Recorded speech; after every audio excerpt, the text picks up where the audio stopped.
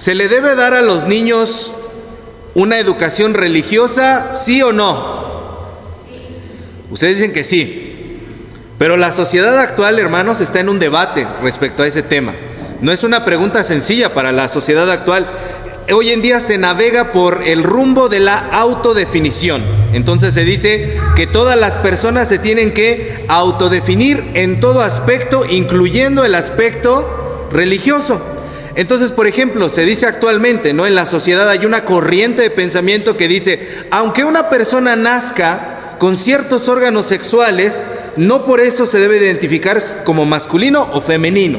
La persona debe de autodefinirse si es masculino, si es femenino, si es neutro, si es pelota, si es Pokémon o qué cosa va a hacer en la vida, ¿no? Es lo que dice la sociedad actualmente. Por lo tanto, ya no son más esos tiempos en los que se decía, si es niño, pintamos de azul el cuarto. Si es niña, pintamos de rosa. No, porque incluso esas cuestiones están sujetas a cambios. Si se dice el nombre que se le pone a una criatura, el día de mañana crece, se cambia el género, se cambia el sexo, se cambia el nombre e incluso legalmente se puede cambiar el apellido. Entonces se dice desde pequeños, no le puedes asignar juguetes según el estereotipo de rol de género al niño, ¿no? Si es niño no le puedes dar que los soldaditos, que los tanquecitos, etcétera, porque eso ya es violentar al niño, dice la sociedad. Si es niña no le puedes dar que su juego de té, que sus muñecas, que su nenuco, porque eso es violentar a la niña. Y entonces cuando hablamos de cuestiones de educación religiosa, pues también se dice, no lo puedes bautizar. No le puedes enseñar la religión o la fe de tu familia porque eso es violentar al menor, porque le estás imponiendo la ideología de la generación pasada. Cada uno de ellos debe de elegir su propio camino. E incluso, por ejemplo, aunque hay personas no tan radicales en ese pensamiento dentro de la misma iglesia, a veces los papás, las mamás, están indefinidos sobre si deben bautizar o no bautizar a sus hijos en las iglesias que bautizamos niños, o si deben de presentarla o no presentarla, o llevarla a la escuelita dominical o no, en el caso de las iglesias que no bautizan niños, ¿no? Se dice, cada quien debe de encontrar su propio camino. Esa es una corriente de pensamiento. Pero hay otra corriente que contrapuntea con esta, que dice, que afirma lo contrario, que dice, si tú no instruyes a tu niño en tus creencias, en tus doctrinas, en tu fe, eso es una cuestión infame. ¿Por qué? Porque las sociedades humanas estamos construidas sobre una base, y esa base es que cada generación le transmite a otra generación información y valores. Información no solamente de técnica, de tecnología, de cómo labrar la tierra, de cómo trabajar, información científica, no, también le transmite valores de una generación a otra, y en eso va también entonces la religión. Y esta otra corriente de pensamiento dice, eso es lo que nos define como seres humanos. Finalmente, como raza humana hemos sobrevivido porque una generación le pasa a la otra la esencia de su cultura y de sus creencias. Entonces, aunque ustedes ahorita me contestaron que sí, realmente en la sociedad es una arena de combate ahorita entre esos dos puntos de vista que chocan. Y sí es cierto, como seres humanos, como sociedades necesitamos depurar ciertas creencias, pulirlas, dejar de estereotipos y alejarnos de cosas que creíamos y que hoy descubrimos que son tóxicas. Por ejemplo, en el ámbito de la fe, mucho tiempo se fomentó dentro de las iglesias que se debía discriminar a los que escribían con la mano izquierda. En la misma iglesia mucho tiempo se sustentó y se fundamentó la esclavitud. Entonces, la misma creencia, la misma fe, la teología, la interpretación de la Biblia necesita depurarse.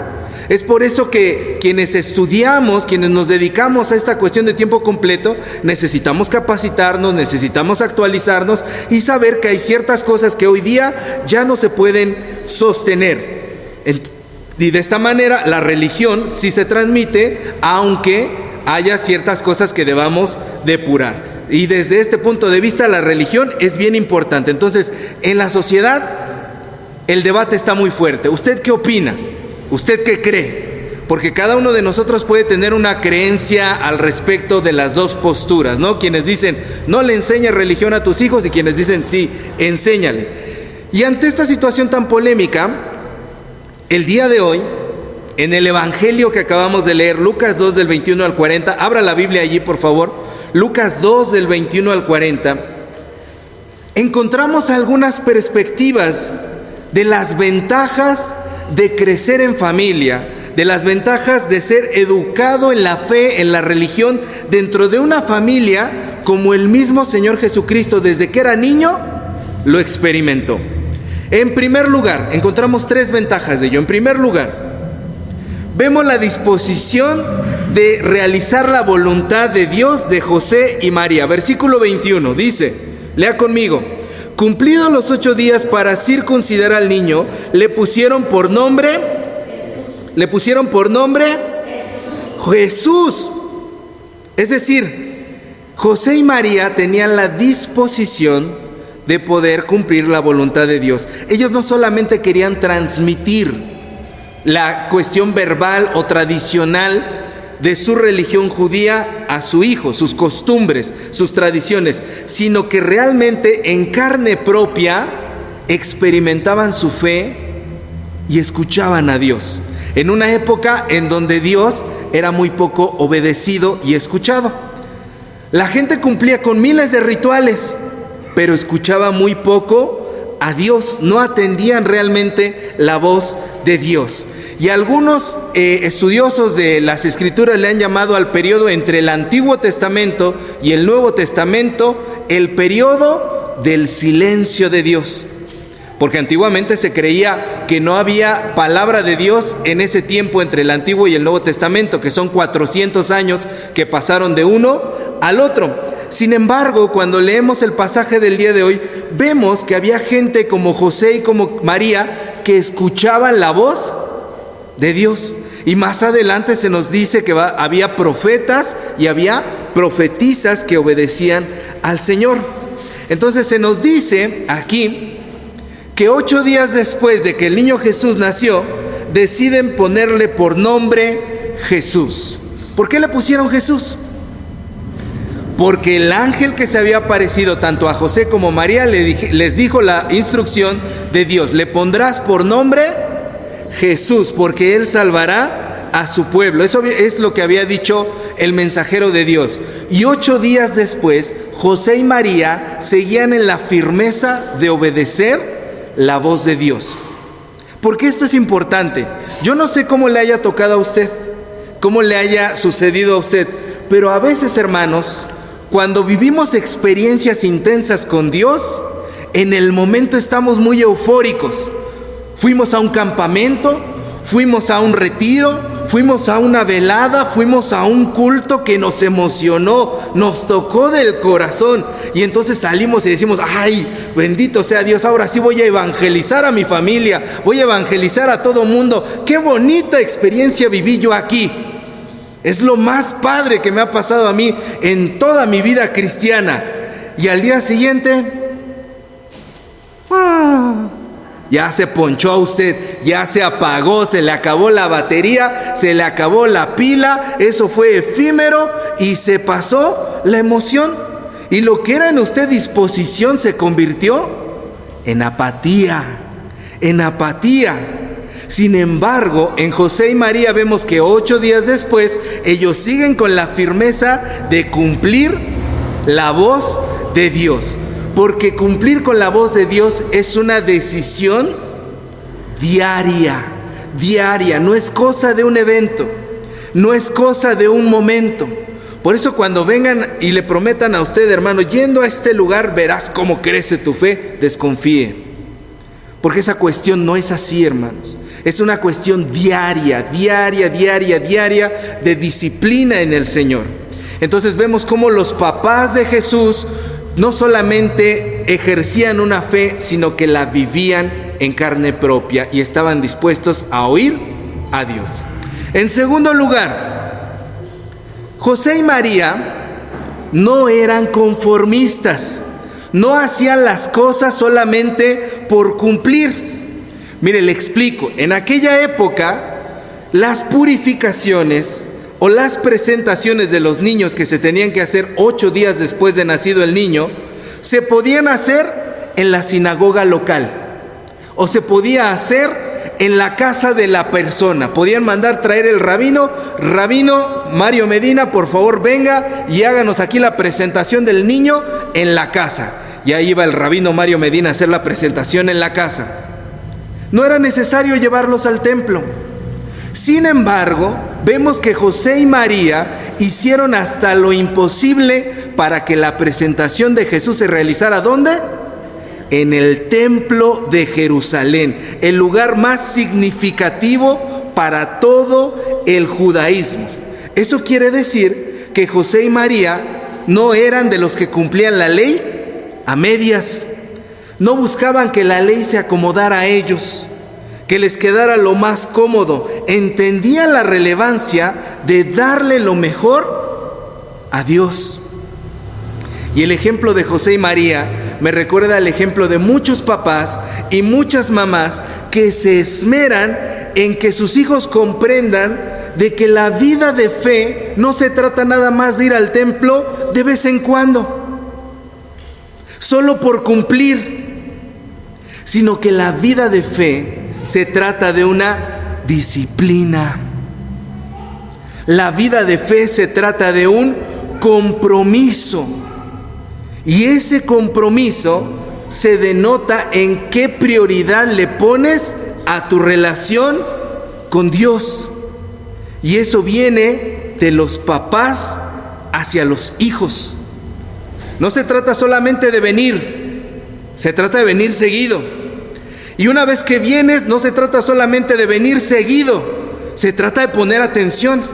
Y una vez que pones atención, no solamente se trata de poner atención, se trata de no dormirte en la predicación. Y una vez que no te duermes en la predicación, también se trata de que llegues temprano. Y no solamente se trata de eso, se trata de que te comprometas en el trabajo para con Dios, no solamente que asistas.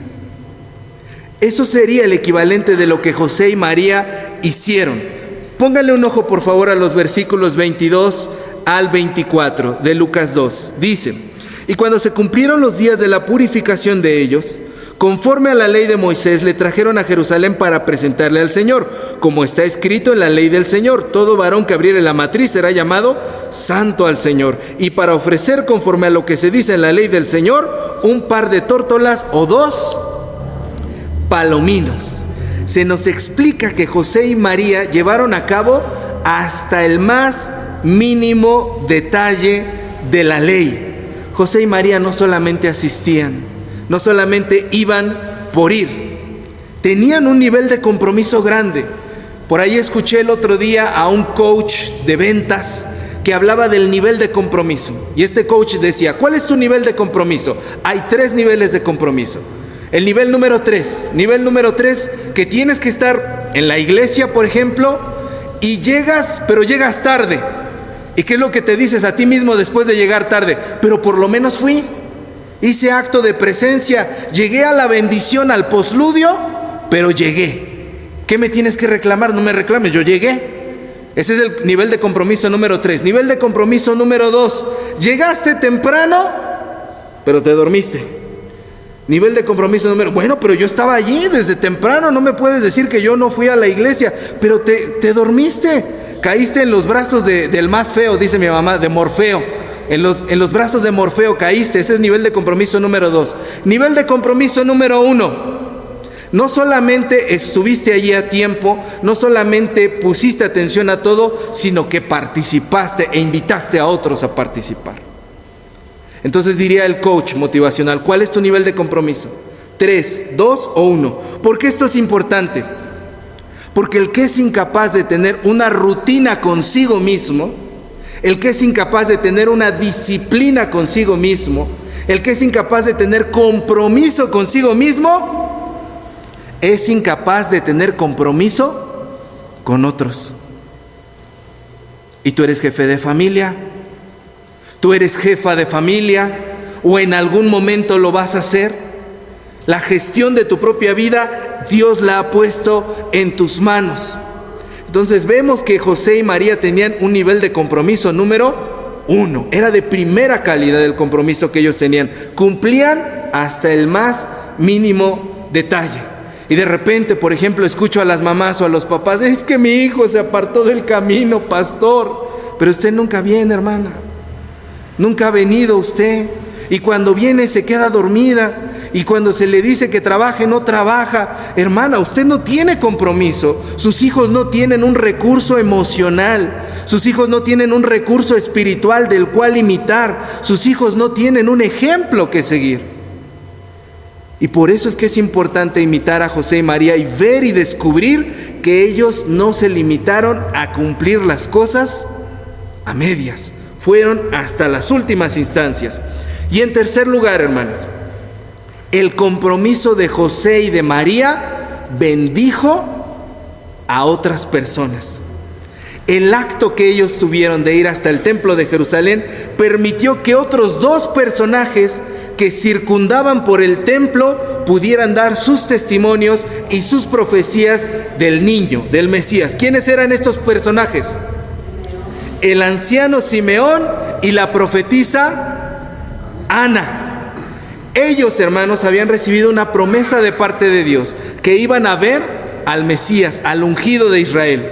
Pero ellos no hubieran podido testificar, ellos no hubieran podido ver cumplida la promesa de Dios en sus vidas si José y María dicen: pues que venga el rabino a mi casa.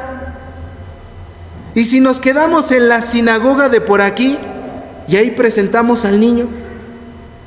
Si José y María no hubieran tenido el compromiso que tenían, estas 2 personas no hubieran visto cumplida la promesa de Dios. Sin embargo, la palabra de bendición de ellos fue posible porque José y María simple y sencillamente estaban allí.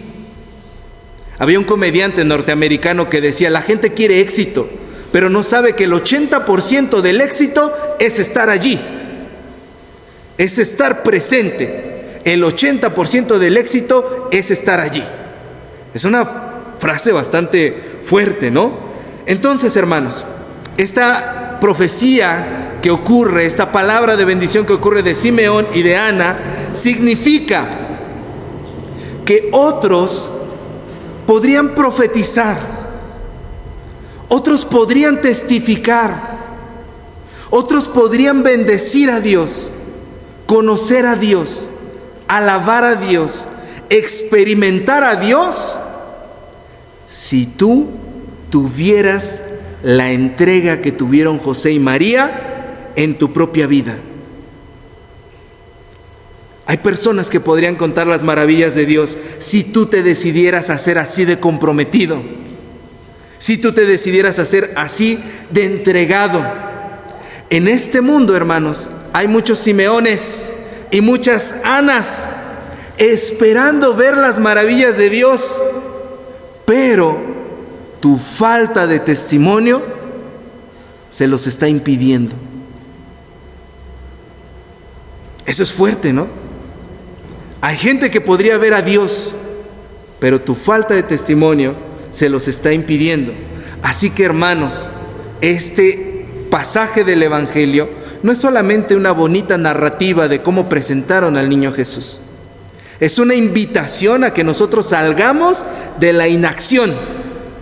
Y vuelvo a plantear la pregunta del principio: ¿vale la pena inculcar una fe? ¿Vale la pena crecer en una religión? ¿Vale la pena crecer en familia, en la fe? ¿Vale la pena, sí o no? Si consideramos las escrituras del día de hoy, podemos concluir que sí. Si tú estás dispuesto a obedecer la voz de Dios, si tú estás dispuesto a hacerlo no de forma superficial, sino de forma profunda, eso puede traer bendición a tu vida, a tu familia, a otros y a la sociedad en general. ¿Por qué? Porque la fe sigue siendo el motor, la fe sigue siendo la energía que Dios nos ha dado como iglesia para que podamos iluminar a este mundo. La estructura social sigue girando porque Dios nos ha dado una fe para que caminemos y no como queramos, sino que caminemos en su voluntad y en su palabra. La fe nos trae identidad, la fe nos trae bienestar a todos, y por eso el día de hoy Dios nos dice: es necesario que puedan ustedes crecer en fe y crecer en familia, fomentar esas relaciones que nos hagan verdaderamente fructíferos en el Señor y que nos hagan que otros también puedan alabar a Dios. Amén. Pónganse de pie, hermanos, vamos a orar. Amado Señor, te damos gracias, Padre, porque